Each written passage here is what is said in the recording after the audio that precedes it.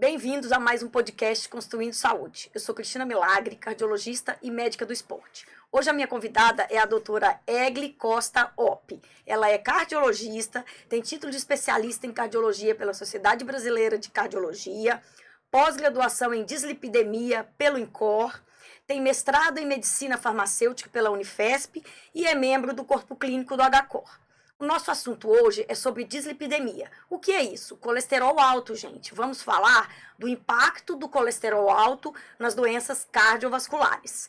Egli, é um prazer te receber. Obrigada por aceitar o meu convite. Imagina, Cris, obrigada a você, obrigada pelo convite. É sempre gostoso conversar sobre esse assunto. Você sabe o quanto eu adoro esse assunto, né?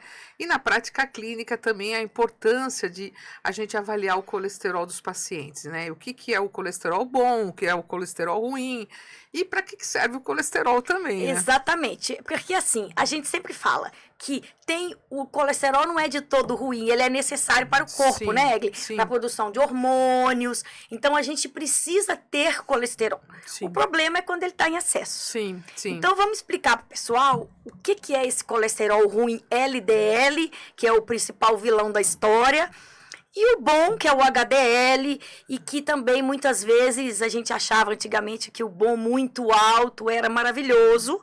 E hoje a gente sabe que alto demais parece que não é tão bom assim, não é verdade? Sim.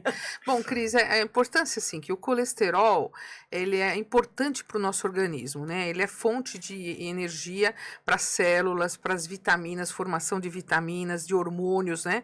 Hormônios femininos. Então, ele, no valor normal, ele tem benefícios importantes para nós, né? Até que dietas restritivas, né? E pacientes que sofrem de anorexia, elas param de menstruar devido à falta do próprio colesterol, que é a importância da formação de hormônios femininos. Então, e o colesterol alto? O que é o colesterol alto? Então, o colesterol, ele se divide em frações, né? E tem a fração que é boa, que é a fração HDL, né? E a fração ruim, que a gente fala que é o colesterol ruim, que é o LDL colesterol. Então, o que é importante? O HDL, ele é um transformador, ele capta o LDL da circulação e leva para o fígado para ser excretado na forma de bile. Então, por isso que ele é importante você ter um HDL bom. Homens acima de 45 miligramas por decilitro e mulheres acima de 50 e 55 miligramas por decilitro. Então, é importante a gente falar isso para o paciente, para ele identificar o que é colesterol ruim e o colesterol bom. O ruim da parada é o LDL colesterol. Esse é o vilão e esse a gente tem que manter valores abaixo do limite, né? Eu sempre gosto de ter abaixo de 100 miligramas por decilitro, tá? E a partir dos 18 anos é obrigatório você fazer uma medida na vida do perfil lipídico, né? Porque não é só o colesterol total, você avalia colesterol total, as frações, que é HDL e LDL, e o triglicérides também, que é importante para o organismo, né? Ele em excesso, ele não só vai ter alterações importantes cardiovasculares, mas alterações a nível de pâncreas também. Sim. Entendeu? Então, o triglicérides, existe uma porcentagem na população que tem o triglicérides elevado. E isso tem que ser avaliado e com cautela e cuidado de fazer dieta restritiva é importante para esse paciente, né? Pois é, quando a gente fala do colesterol, pessoal, muitas vezes a pessoa fala, meu colesterol é alto, mas olhar só o total não ajuda, porque a soma de todos vai interferir no colesterol total. Então você pode ter um triglicérides muito alto, e isso vai subir o total, ou o LDL, que é o ruim, muito alto, subindo o total, ou o bom muito alto, também subindo o total. Então, dosar o total não fala muito de nós. Não. A gente precisa saber separadamente cada um, É. né? E hoje também tem um valor que é o não HDL, que muitas Isso. pessoas podem ver nos seus exames, que a gente contempla, tirando o bom, que é o HDL, o que sobra é o não HDL, né? Que é o restante, ruim. E ele é um fator aterogênico, um fator propício para formar uma placa de gordura na artéria, né? E quem forma a placa de gordura, né, na artéria? Então, é o LDL colesterol, né?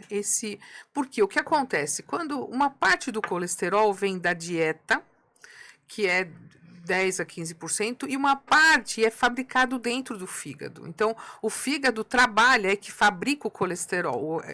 Então, a dieta é importante para os pacientes?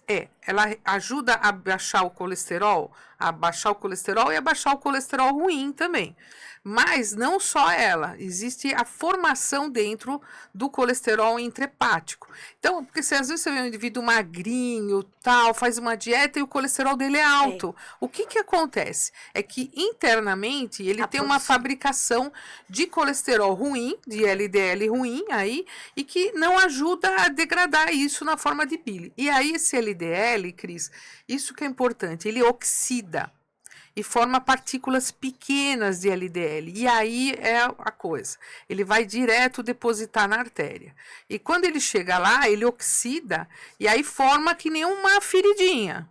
E vai ali. E aí vai vindo macrófagos, substâncias inflamatórias e vai formando uma placa de ateroma. Um ateroma e vai virar uma placa importante e que tem um conteúdo de gordura, que é formado pelo LDL, e outras substâncias que são substâncias inflamatórias. E por isso que a gente fala que hoje a doença aterosclerótica, né? A aterosclerose é as placas ali, é o envelhecimento das artérias. Então, aquela placa, ela não é só gordura, ela tem fatores inflamatórios importantes.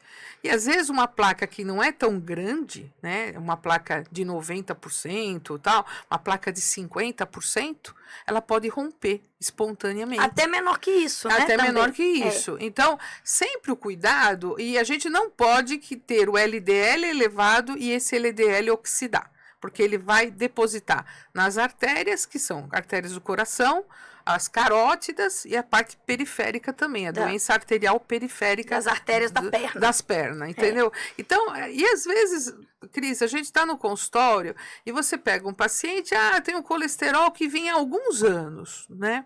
Vem um pouquinho alto, tem um pouquinho alto o colesterol. A média, o ideal do colesterol é abaixo de 200, o total. E o LDL, para indivíduos, eu falo, acima de 50 anos aí, né? Tem abaixo de 100 miligramas por decilitro. Então, mas às vezes esse paciente tem uns 120, 130 de LDL por anos. Então, a gente já tem estudos mostrando que esse LDL, ele vai oxidando e vai formando as placas sem sintomas. Olha só. E quando você chega na fase dos 50, 55 anos, aí começa a ter alterações importantes. Aí você vai fazer um ultrassom. Já tem uma placa. Já tem uma plaquinha na carótida. E esse paciente já é um paciente de alto risco cardiovascular. Pois é, pessoal, assim, é importante, a doutora Egg falou a respeito dessa questão do colesterol ser produzido no corpo, né? Então, o que acontece? A dieta e o estilo de vida, eles têm um impacto limitado no controle do colesterol. Diferente, por exemplo, do triglicérides. Quando você tem uma dieta e faz exercícios ou perde peso, o triglicérides abaixa muito.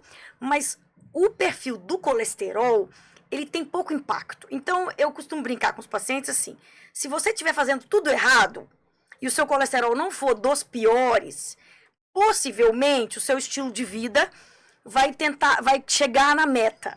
Mas se você já é uma pessoa que já pratica exercício, que já tem uma dieta regular, sem muitos excessos, está no peso adequado, dificilmente você vai ter muitas medidas outras para fazer. Eu brinco que, nesses casos, você não tem muita ficha para queimar. Quando você está todo bagunçado, né, você acaba tendo fichas para queimar e chegar na meta. E outra coisa importante é a estratificação de risco, né, Egli? Sim. Porque, assim, não é todo mundo que tem que ter o mesmo colesterol. Então, quando a doutora Egli fala LDL abaixo de 100, né, Egli, seria para os pacientes de risco médio, né, médio risco cardiovascular, que é a meia idade em diante. A gente fala o risco intermediário, exatamente. Né? Então, é importante, existe uma calculadora prática, que é a Sociedade Brasileira de Cardiologia, se vocês vão lá no Google, lá coloca a Sociedade de Cardiologia, calculadora de risco cardiovascular. Eu ponho no consultório Sério mesmo. Eu mostro porque pros é pacientes muito também. importante, né, Cris? A gente mostrar para o paciente, olha, não sou eu que estou falando aqui. Aqui também a Sociedade de Cardiologia está pondo para você. Então, é uma calculadora muito prática que você vai clicando e vai falando se você teve infarto ou se não teve, se você tem uma placa na carótida ou não, a tua idade, a pressão arterial, o colesterol total e o HDL colesterol. Aí você clica point, aí ela vai falar assim, se você é baixo risco, intermediário, alto e altíssimo risco. Então, e aí ele já coloca, Cris, a meta do teu LDL colesterol. Isso que é bacana, porque até muitos colegas médicos às vezes dão a estatina é a droga de escolha, né, para tratar o colesterol. São elas que mostraram há anos. Eu lembro quando eu fui assistir o primeiro congresso de cardiologia fora do Brasil, né, o American Heart, foi o 4S, o estudo. Nossa, da simvastatina. Nossa, a Cris já foi, foi há muito tempo. Fez 30 anos, porque foi em 95, né, então tá fazendo 30 anos esse estudo, que é um estudo que mostrou que você dando estatina para pacientes que já tinham tido infarto ou que foram feitos cirurgia cardíaca, angioplastia, você reduzia a mortalidade em 36%. Olha isso, gente, é muita coisa. Então, foi impactante esse estudo, até hoje a gente fala, é um marco, e foi em prevenção secundária, ou seja, aquele paciente que já teve o evento. Então, foi impactante mostrando que as estatinas, elas mudaram o prognóstico da doença aterosclerótica. Então, hoje, e cada vez mais você vai abaixando, né? O pessoal fala, o cardiologista gosta de abaixar, daqui a pouco vai ter zero vai ter zero de colesterol. Se tiver zero, é ótimo também. E não causa impacto nenhum. Então, hoje, principalmente, a gente quer uma meta mais baixa de LDL. Então, você nessa calculadora, você faz. Às vezes, o que acontece? O colesterol está alto, dá estatina.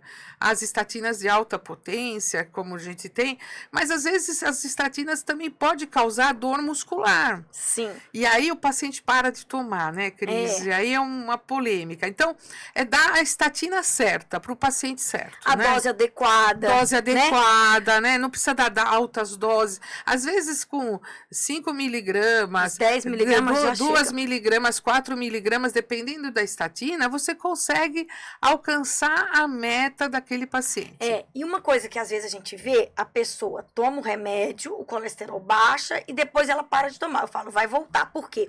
O remédio, ele age no fígado, diminuindo a produção do colesterol. Na hora que você para de tomar, vai passar 2 meses, vai voltar ao que era antes. É igual você ser hipertenso, toma remédio, sua pressão tá ótima. Aí você para de tomar, ela vai subir. Então, assim, é uma doença crônica, como outra qualquer. Só que a diferença de você medir a pressão e ver que ela tá alta, o colesterol não tem um impacto nisso. As pessoas têm menos medo. E não vê a doença, né? Não vê a doença. Não vê. Ela vê o perfil, o exame na hora. O exame, faz um pouco, vou fazer restringir, vou parar de comer o meu salgadinho, minha feijoada de final de semana, né? Mas não é só isso. Como eu falei, né, Cris? A dieta restritiva reduz muito pouco. Reduz. Importante mudança de estilo de vida. Mas tem um limite, né? Mas tem um limite. E tem uma coisa, né, Cris? A gente está esquecendo daqueles pacientes que têm a genética. Isso. Entendeu? Então, famílias tiveram evento cedo, né? Homem antes dos 55, que é quando a gente fala histórico familiar, pessoal, não é qualquer pessoa da família de qualquer idade. Tem que ser um parente direto, pais, avós, tios, irmãos, né? Que tiveram um infarto, um AVC, fez cirurgia no coração, homem antes dos 55 anos e mulheres antes dos 65 anos, para considerar um peso genético. Senão, se você for considerar todo mundo com 80 anos, vai ter alguém na família que teve alguma coisa. Sim. Então, isso não tem relevância, né, Egli? Mas é expressivo, viu, Cris? A gente tem, que a gente fala hipercolesterolemia familiar, homozigótica e heterozigótica. A hétero é mais comum, né? Quer dizer, o pai e o avô infartaram com 39 anos. Esse paciente tem que ser avaliado com cautela. Outro dia eu peguei um paciente que veio, não tratava, só fazia mudança de estilo de vida, mas tinha uma hipercolesterolemia familiar. E aí, logicamente, ele veio já, teve dor no peito e colocou um stent com 42 anos, né? E ele não sabia de tudo isso. Então, é muito importante, se você tem um antecedente familiar precoce da doença coronária ou cerebral, fazer uma avaliação do teu colesterol e avaliar se esse colesterol tiver níveis elevados, tratar essa doença. E a gente tem um marcador hoje, né, Cris? Não sei se você vai perguntar para mim, mas já vou te adiantar. Pode adiantando. Né, que é a LPAzinha, né? A LPA, eu falo LPAzinha, porque é a lipoproteína A. Hoje se fala muito da lipoproteína A, né? Ela está nos principais congressos hoje de cardiologia, tanto brasileiro como o americano, o europeu, dando a importância da medida da LPA, né? Então, pelo menos uma vez na vida. Uma vez na vida, porque ele é um marcador de risco isolado. Se você tiver ela elevada, pode significar um risco cardiovascular aí, e você tem que estar de olho. Aí você vai ser mais... É o que eu falo para os pacientes. Não existe um tratamento específico para a LPA. Não tem nada que você faça que vai fazer com que ela baixe. Mas, quando você tem esse fator a mais, que você não tem poder, a gente é mais agressivo na prevenção. Sim. Aí, é para isso que serve. Esse paciente já é, para mim, um paciente de alto risco. E a meta desse LDL é abaixo de 50. Eu já trato esse paciente como alto risco e temos que abaixar esse colesterol dele. Hoje, umas drogas que nem... Estatina não mexe na LPA, ezetimiba também não mexe, mas tem uma droga que está sendo avaliada e que ela reduziu o LPA, mas ainda não está no Brasil, ainda vai ser lançada, e ela vai reduzir a LPA, mas uma das substâncias que a gente tem no Brasil são os inibidores de PCSK9, né? Que é evolucumab, que tem. Então, ele pode reduzir em 20% o LPAzinha. Esse medicamento que a doutora Egli está falando, pessoal, é uma injeção que a gente toma a cada 15 dias. Isso. E ajuda a baixar o colesterol. Esses medicamentos, eles ainda têm um alto custo, né? Então, assim, por exemplo, você estava comentando do seu paciente. Eu tenho um paciente, quando ele colocou o stent, ele tinha uma dislipidemia familiar, né? Era quase 400 o colesterol dele. E aí, com 37 anos, ele colocou um stent. E as duas filhas têm a genética. Então, assim, com 3 aninhos, o colesterol dela já era quase 300. Então, a menina que já tem 8 anos está tomando remédio para colesterol. Porque a partir dos 7 anos de idade, com esse perfil muito alto, você já pode entrar com medicamento para as crianças. Uhum. Antes é mais estilo de vida, algumas passifloras, né? Colestiramina, essas coisas você tinha a colesteramina que você dava, mas às vezes tem uma intolerância e tal. A estatina você pode dar a partir dos 6 anos. Existem estatinas, a pitavastatina, ela pode assegurar a partir dos 6 anos, né? A gente tinha uma restrição, eu lembro da época que eu estava no INCOR, a gente tem um ambulatório de dislipidemia familiar ali. Então, ele fez o teste lá. E genética, essas crianças podem infartar com 12, 15 anos. Exatamente, então, fazer cirurgia cardíaca com 25 anos. Isso. Hoje a gente tem esse suporte terapêutico, né?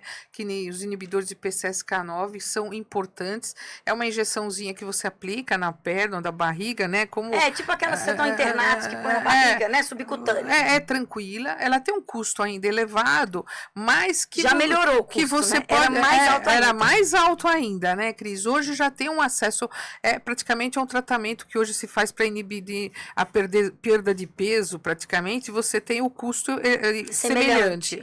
Então, é muito importante isso, e principalmente os pacientes que já fizeram revascularização, os coronarianos, esse paciente que a meta é 50 miligramas por... Quanto mais reduzir o LDL, Cris, menor redução de mortalidade você vai ter para esse paciente. Então, a redução de mortalidade vai ser melhor. Exatamente. Entendeu? Então, eu tenho que estar baixando esse LDL colesterol. Então, assim, essa LPA é o que eu falo para os pacientes. Ainda o estudo que abaixou a LPA, né, ele ainda não terminou para ver se diminui evento, né? Isso. Então, assim, se abaixar a LPA, mas não diminuir o evento, o remédio também vai ter uma limitação. Então, a gente ainda não tem essa resposta. Mas quando a gente faz prevenção, eu sempre gosto, porque quando o paciente está resistente e ele vê que ele tem esse marcador, que ele não tem o que fazer, muitas vezes ele aceita o tratamento. Ele entende que não está no poder dele mais, Uhum. né? Então, eu acho que é importante. E também temos um outro marcador, que é a homocisteína. A homocisteína também, porque faz agregação plaquetária. Age lá na parede do vaso, age né? na parede do vaso. Então, ele ainda é um marcador, né? Eu utilizo muito homocisteína também com avaliação de B12 para pacientes. Isso, ácido fólico, ácido fólico também, para ver a parte da B12. Hoje a B12 é super importante para a parte neurológica de todo mundo, né? Cognitiva, neurológica, para o diabético, né? Super importante. Exatamente. E principalmente idoso que toma polimedicado, ele pode cursar com B12 baixa, né? E, por exemplo, se você tiver com baixa de B12, pessoal, ou baixa de ácido fólico, a homocisteína sobe. Isso. Então, se você não tiver essas duas vitaminas, você pode achar que é um marcador. Mas, às vezes, só repondo a sua deficiência de vitamina, você melhora essa homocisteína. Mas tem pessoas que têm homocisteína 40, 50, o valor normal é até 13, dependendo do laboratório, 12, 15, né? Então, tem gente que vai ter isso mesmo com a B12, o ácido fólico bons. Então, a pessoa tem esse marcador e muitas vezes a gente dá o ácido fólico a vida inteira, porque ele dá uma compensada e equilibra esse marcador. Então, veja que desses dois marcadores, a homocisteína tem como você manejar e a LPA você vai interpretar o risco de uma forma diferente e vai ser mais agressivo na prevenção. Eu queria fazer uma brincadeira aqui pro pessoal, porque sempre os pacientes, doutor, eu sempre confundo HDL, LDL, né? Aí a gente brinca que o LDL, que é o ruim, nunca mais vocês vão esquecer. É logo Deus leva. LDL, logo Deus leva. Nunca mais o paciente esquece. Eu sempre ponho um diabinho na minha apresentação, LDL é do mal. Dedo do diabo. E o anjinho é o HDL, né? Apesar que o HDL, hoje, existem frações dentro do HDL. HDL1, HDL2, mas a gente não mede. Mas o HDL muito alto, Cris, a gente também tem que tomar certo cuidado aí, porque, tá alto, ótimo, maravilhoso. Também a gente tem que ter um cuidado com HDL muito alto, uma observância maior desse HDL alto também. Porque o ideal, gente, é até uns 70, né, Egli? De ser um bom colesterol. Parece que esses HDLs de 80, 90, 112, eu já vi, né? Ele não é tão eficiente quanto se pensava. Não é tão eficaz quanto um HDL de 70, 60. De 50, então, 60. Se a gente conseguir chegar as mulheres acima de 50 e os homens em 45, 50, tá, né? Ótimo. Aí tá ótimo. A gente pega muitos homens com 37, 32 e não tem o que aumente esse HDL, não tem, né? Nem fazendo maratona. Porque é pacientes que têm o HDL isolado. Então, genética. É um perfil de pacientes. Então, a pessoa fala maratona, tal, dieta do Mediterrâneo, né? A gente não falou em dieta. Mas a melhor dieta para todos esses pacientes é a dieta do Mediterrâneo, né? Eu assisti uma apresentação falando de 300 dietas e chegaram à conclusão que a dieta do Mediterrâneo é a melhor dieta para o paciente com hipercolesterolemia, né? Que é comer fibras, né? Comer grãos, peixe, né? Sim, o azeite, né? Não muito não azeite. Muito, porque também uma colherzinha de azeite por dia, mas assim, é a dieta mais adequada para o nosso perfil de paciente. Eu costumo falar com os pacientes que não é porque é bom que você pode comer muito, né? Porque a gordura boa, ela também é gordura. Uma vez, vale até a pena contar esse caso. Teve um paciente meu que ele fez uma dieta e ele eliminou 10 quilos. E aí ele chegou com colesterol tão alto que ele nunca tinha na vida. Eu virei pra ele e falei assim, o que você tá comendo? Porque foi a única explicação. Eu falei, gente, ele deve estar comendo alguma coisa que tá fora do... Aí ele falou, doutora, a minha esposa tá cozinhando com óleo de coco, então devia estar usando um excesso de óleo de coco. E ele comia um pote de castanha por dia. Então, a castanha, né, nuts de forma geral e tudo mais, tem muita gordura. É um mix que a gente deve comer assim, 30, 40 gramas por dia. Então, é aquele pouquinho sempre, sim, que é o que eles fazem. Sim. E não assim, você se entupir de uma gordura boa, que ela vai acabar sendo maléfica. Não é quantidade, é qualidade. Então, eu falo 2 nozes, 2 amêndoas, para os homens a castanha do Pará, 1 ou 2 castanhas do Pará. Então, já está o suficiente, né? Um pouquinho de uva passa é doce. Então, faz aquele mix que você dá numa mãozinha aqui. E aí você come aquele... Porque é importante. Uma coisa muito importante, a aveia. A aveia, ela diminui a absorção do colesterol intestinal. É excelente. Então, eu sempre falo, coma com aveia, porque a aveia é super importante, inibe a entrada do colesterol a nível intestinal. E o vinagre de maçã? Que todos os pacientes falam, né? Doutora, abaixou. Eu falo que não tem milagre. Eu acho que é um conjunto da obra, não é? Você lembra da berinjela? Sim, a água de berinjela. Eu tava no INCOR essa época, né? E a professora Tânia... E aí, falando, todo mundo vinha polêmica. O que acontecia com a berinjela, né? Que você, né, quando comia a berinjela de manhã, você fazia uma plenitude gástrica. Você aumentava a sua saciedade. Então, você não tinha vontade de comer muito. Tá vendo? Então, o ponto da berinjela é que enchia a barriga e você não comia tanta quantidade de comida. Então, não tinha nenhum princípio ativo da... Agora, tem estudos mostrando que o resveratrol, né, o vinho tinto, principalmente, ele inibe aquela placa de gordura. Então, o professor Protásio, do Instituto lá do Coração, fez vários trabalhos com coelhos, mostrando que tinha uma ação específica, o vinho tinto, né, e o suco de uva, aquele suco de uva mais concentrado, ele tem um poder de inibir ali a parte do LDL oxidado. Porque então, é um antioxidante, né? O resveratrol. Mas tem que tomar cuidado, porque também tem açúcar, né? Então, o diabético... E o que vem com vinho, né? O que vem com vinho. As comidinhas, os queijos, vem os queijinhos amarelos, né? O salaminho, tudo. Então, aquilo lá tem que ser resguardado. Então, é importante uma dieta controlada, né? Que você tenha atividade física, como você estipula, para ajudar todo esse paciente. E é importante o uso da medicação. Quando que eu indico a medicação? Normalmente, Cris, eu peço, se o nível dele está no limítrofe ali, eu falo, olha, eu quero, tá 140, vamos tentar fazer uma dieta? Aí eu falo, faz a dieta 3 meses, ele retorna. Se ainda esse perfil tiver elevado, aí sim introduz a estatina para esse paciente, né? A estatina, você usa doses pequenas e vai aumentando conforme a necessidade. E quando você usou, a estatina pode dar intolerância, dar dormialgia e tudo mais. Aí o que você faz? A ezetimiba é uma substância boa, importante, que associada à estatina ajuda a reduzir muito o colesterol total e o LDL colesterol. Pois é, as estatinas, pessoal, elas diminuem a produção do colesterol no fígado. E o ezetimiba, ele vai diminuir a absorção intestinal. Então, quando a gente hoje tem na indústria farmacêutica medicamentos que tem essas 2 drogas juntas.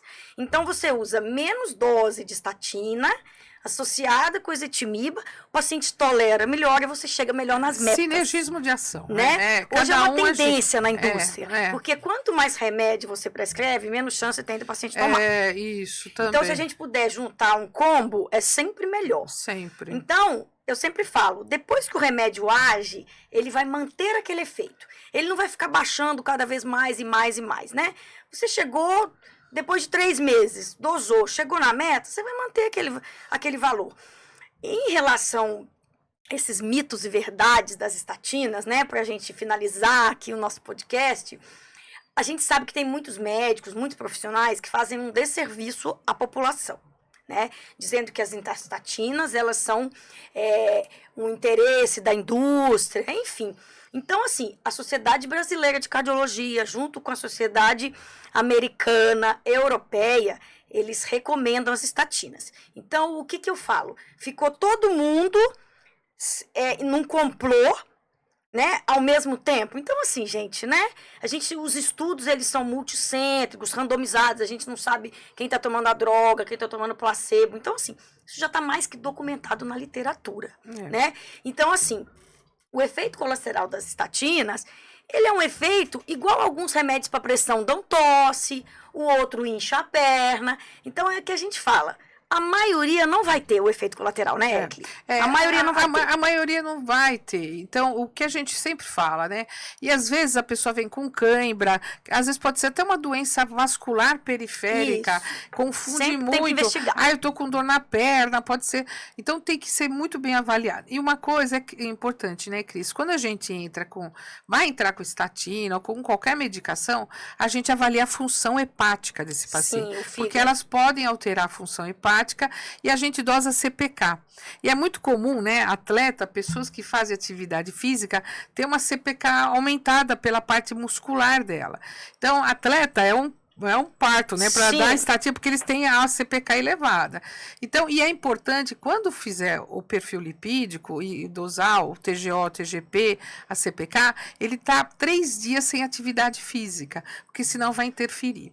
Então, eles são marcadores, a CPK e a TGO e a TGP são marcadores que a gente avalia a parte da estatina, porque uma das estatinas pode passar pela parte do fígado ali, via citocromo P450.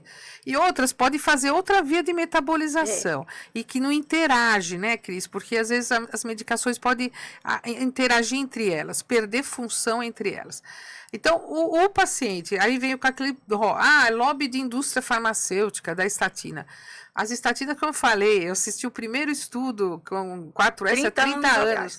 O quanto se reduziu de mortalidade, o quanto se reduz de mortalidade hoje. Mudou a história natural da doença coronária. Porque a aterosclerose é uma doença inflamatória. Silenciosa. A estatina não só reduz o colesterol ruim, o LDL, mas ela melhora a inflamação local. E reduz placa de colesterol. E reduz. Teve um estudo, pessoal, que mostrou o diâmetro da placa depois de usar a estatina com ezetimiba e diminuição da placa de colesterol ao redor. A gente vê isso no estudo. Sim. Então, assim, é o que eu falo. O médico tem que explicar para o paciente o porquê tá dando aquele remédio. Na prática clínica, né, Egli, é difícil a gente ter que suspender por causa de lesão no fígado. Raramente muito difícil. Você vai suspender. Muitas vezes você suspende e não tem um efeito.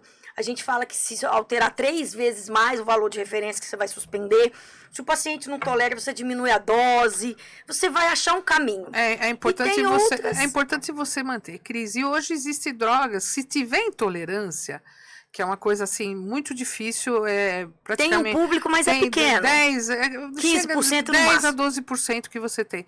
Se chegar, tem outras drogas que você pode agir no colesterol, como o inibidor de PSCK9, que você abaixa esse colesterol sem a necessidade de estatina, né? Ezetimiba pode dar também, mas ezetimiba reduz 15% sozinha, entendeu? Então, é importante, hoje a gente tem um arsenal terapêutico bom.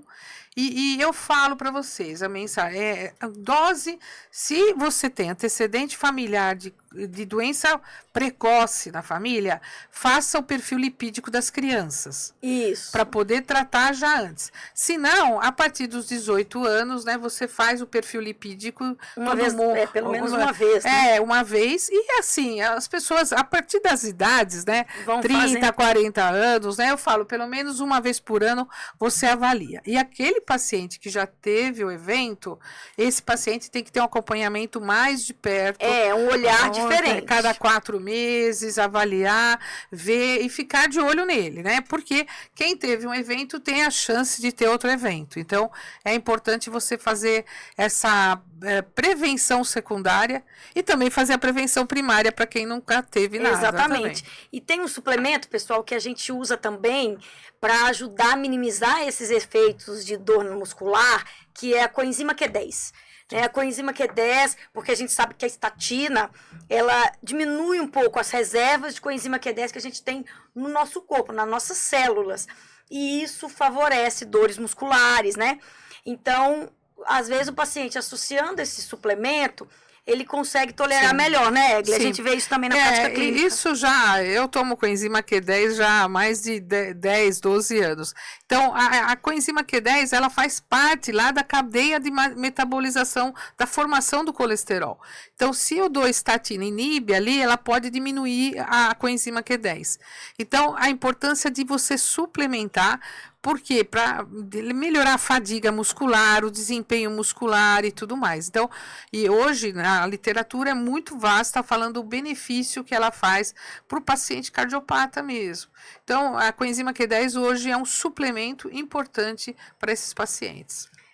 Excelente. Olha, Egli, nosso tempo tá acabando. A Hoje gente... tá tão bom, pra mim, eu ia ficar aqui horas com você Uhum. conversando.